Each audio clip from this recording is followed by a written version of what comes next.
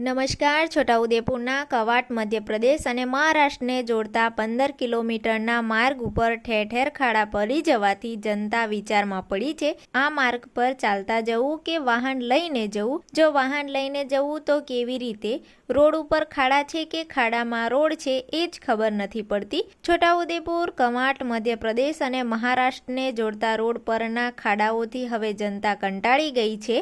ઉલ્લેખનીય એ છે કે છેલ્લા 10 વર્ષથી આ રોડ ઉપર આવતા જતા વાહનો મુશ્કેલીમાં મુકાયા છે અને દરરોજ આ રોડ પરથી હજારોની સંખ્યામાં વાહનો પસાર થઈ રહ્યા છે. 108 હોય કે પછી સરકારી એસટી હોય, તમામ વાહનોને આ મુશ્કેલીનો સામનો કરવો પડે છે. જો નવી ગાડી લઈને આ રોડ ઉપર દરરોજ પસાર થતું હોય એ વ્યક્તિને 3 મહિનામાં જ મેન્ટેનન્સ આવીને ઊભું રહી જતું હોય તો વિચારો આ રોડ કેટલી ખરાબ પરિસ્થિતિમાં જર્જરિત હશે. હવે એટલી જ આશા રાખીએ છીએ કે તંત્ર આ રોડ ઉપર એકવાર નજર નાખે. છોટાઉદેપુર જિલ્લાના કવાંટ તાલુકાનો આ રોડ છે, જે કવાંટથી મધ્યપ્રદેશને જોડતો આ રોડ છે, જે ખૂબ હમણાં જર્જરિત અને ખૂબ ખાડા પડી ગયેલા રસ્તો છે, જેમાં અમને ખૂબ તકલીફ પડી રહી છે. કારણ કે ખાડા જ એટલા છે કે ગાડી ક્યાં ચલાવવું એ જ નથી સમજ પડતી. કારણ કે આમાં 108 અમારે દર્દીઓને લઈ જવું હોય કે ખૂબ ખરાબ હાલતમાં રસ્તો છે. એટલે સરકારને અમારી માંગણી એટલી છે કે આ નવો રોડ મંજૂર કરે